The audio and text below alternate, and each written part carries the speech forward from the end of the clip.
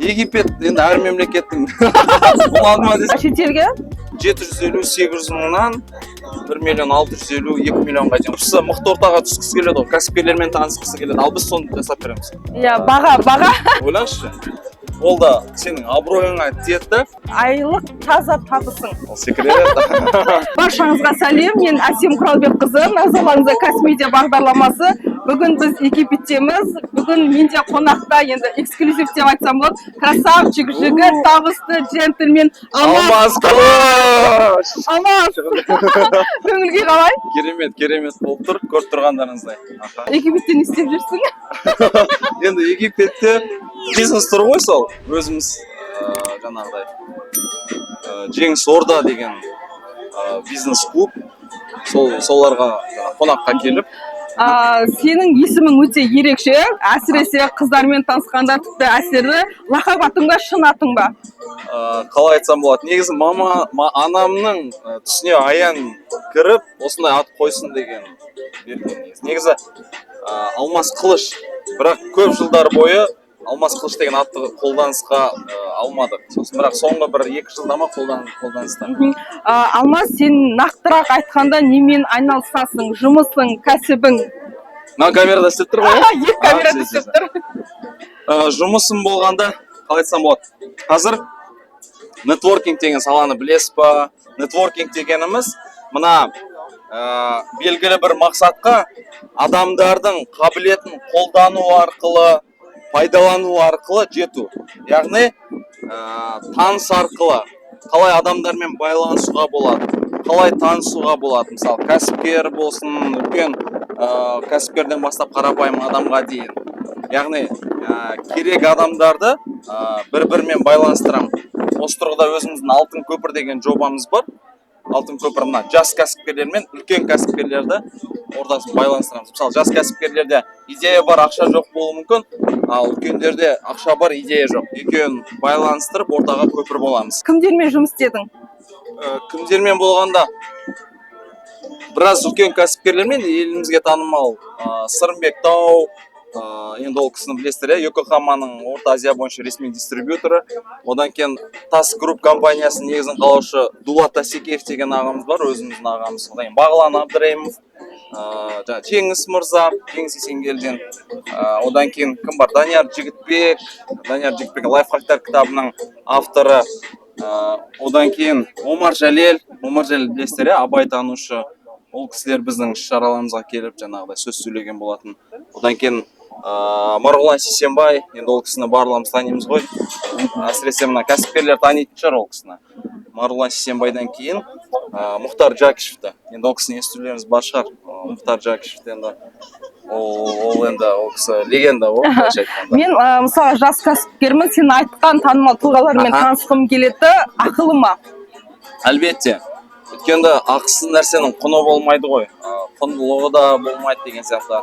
Сондықтан біз белгілі бір баға қоямыз, біздің іс-шараға қатысу үшін.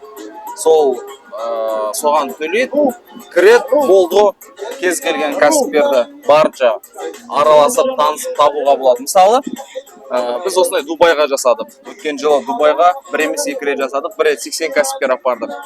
80 кәсіпкер апарып, 6 күн бойы рейсиста 2 күн алғашқы тренинг болып, қалған күндері демалдық. Енді ойлаңыз, саяхатта адам бір-бірімен жақындай түседі. Мысалы, қалада ұстай алмай жүрген адамды сен бір саяхатқа шығып қалсаң, ұстап аласың да, бір күн емес, бірнеше күн бойы тіл табыса аласың. Сондай жиі турлар ұйымдастырамыз, жаңа шетелге. Осындай яхтада тусовкалар жасаймыз. Яғни осындай яхтаға тек қана кәсіпкерлерді жинаймыз да. Потом ойлаңыз, бұндай тусовкаға кіру көп адамның арманы ғой. Қазақстанда ұйымдастырылса қанша болады, ал шетелге шығатын болса қанша болады? Енді негізі Қазақстаннан бастадық қой. Қазақстанда 2020 жылы бастады. Баға ма? Енді 50 мыңнан басталады. Шетелге? 50 мыңнан 500 мыңға дейін Қазақстанда 250 мың бар алыс. Ал шетелде 750-800 мыңнан 1 миллион 650-2 миллионға дейін. Сұраныс көп пе? Әлбетте, өйткені адамдардың көбісі мықты ортаға түскісі келеді, кәсіпкерлермен танысқысы келеді, ал біз соны жасап береміз. Мен жұмысым сол. Осы жұмысыңда қандай да бір қиындықтар бар ма? Мысалға келісіп қойып, ақшамды қайтар деп, я болмаса конфликт болатын, көңіл толмайды, енді жалпы клиенттердің көңілінен шығу оңай емес деген ғой. Әлбетте. Кез келген жұмыста қиыншылық болады. Ол ұйымдастыруда тіпті ең қиын жұмыс бұл әлемде адамдардың тілін табу ғой. Сондықтан адамдардың тілін табу ол оңайға соқпайды, бірақ қайтпау керек. Мысалы, сізде өздеріңіздің жұмыстарыңыздан қайтпау керек. Сол кезде нәтиже жақсы шығады. Дәл сол сияқты бізде максималды түрде, мысалы, отказ аламыз біз ағалардан. Кейде ағалармен танысу үшін олар уақытым жоқ дейді, олардың уақытын күтесің, кейбіреуінің қас-қабағына қарайсың. Солай небір форс-мажор сәттер болады. Мысалы, сен адамдар жинап қойдың да, мысалы, соншама жарнама жасап, адамды жинадың да, спикер келмей қалады да, ойлаңызшы. Ол да сенің абыройыңа тиеді. Сондықтан сол нәрсенің барлығын алдын ала ескереміз, алдын ала есептейміз.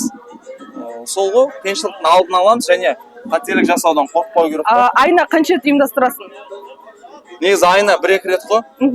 Айына 1-2 рет, ал шетелге жылына 2 рет, 1-2 рет шетелге. Айлық таза табысың? Ол секрет. Ол не ғой? Ол сол жобаға байланысты. Бұл мынандай ғой, қараңыз, барлық жоба атады деген сөз емес.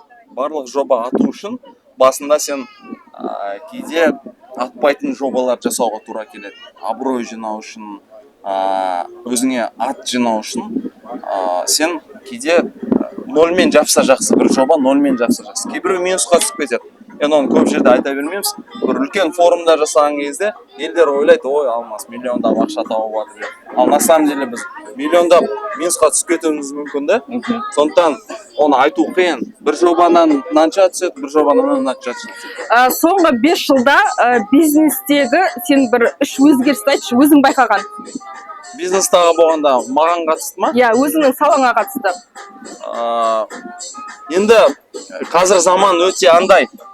Bir ай жоспар құрсаң, ол өзгеріп кетуі мүмкін, және біздің ойлағанымыздай болмауы мүмкін. Сондықтан қазір андай не істеу керек? Ылғи жаңа идеяларды іздеп тұру керек. Айтпақшы, сіздер нені білесіздер ма? Игра в кальмара дегенді білесіздер ғой? Алматыда үлкен көлемді, Орта Азияда ең үлкен шаралардың бірі болып табылады. Игра в кальмара жасағанбыз. Ол жоба қатты атқан жобалардың бірі да. Ал оны ойлау үшін жаңағыдай идеялар жан-жақтан қарастырасын. Не тренд қазіргі кезде? Қандай трендтер болып жатыр? Мысалы, игра в кальмара трендте болма, сол трендті ұстап қалу керексің. Оны ұлттық стильде жасадық, көрісу деген шаралар жасадық. Оған 300-ден астам адам ұлттық киімде киініп келді деген сияқтышы. Сондықтан өзгеріс болғанда сен өзің өзгеріп отыру керексің ғой, заманның ағымына сай бейімделіп отыру керексің ғой. Сол кезде сенде жобаларың сәтті шығады. Ал бұрынғы бір ғана жүйемен, бір ғана қатқалған заңдылықпен жүргізу, ол қазіргі заманның талабы емес, қазір заманға сай емес. Египет сені таңғалдыра алды ма? Египет енді әр мемлекеттің болады ма десе? Жоқ, таңғалдыра алды ма? Таңғалдыра алды, әлбетте. Қазір неге баратырмыз ғой, Египеттегі ең әдемі жер. Енді Египеттің ең бір артықшылығы, ең әдемі жері, ол тарихи мемлекет. Жаңағы Каирдағы жаңағы пирамидалар, сфинксқа бару, оған кез келген адам бару керек деп ойлаймын енді. Египетке келсең, міндетті түрде сол пирамида бар. Ал Шарм эль-Шейх ол курортный қала болғаннан кейін ол демалыс по-любому болады. Алмас Қылыш, сұхбат бергеніңе, уақыт бөлгеніңе көп-көп рахмет. Алдағы уақытта елімізге қайтқанда да талай сұхбаттар, өзіңмен кездесу, жүздесулер болады деп ойлаймын. Нетворкингке бізді де ұмытпай шақыр. Қатысамыз. Ақшасын төлесеңіз болды. Болды, қатысамыз. Құрметті көрермендер, осымен қысқа ғана бағдарламамыз тәмам. Келесі кездескенше сау саламатта болыңыздар.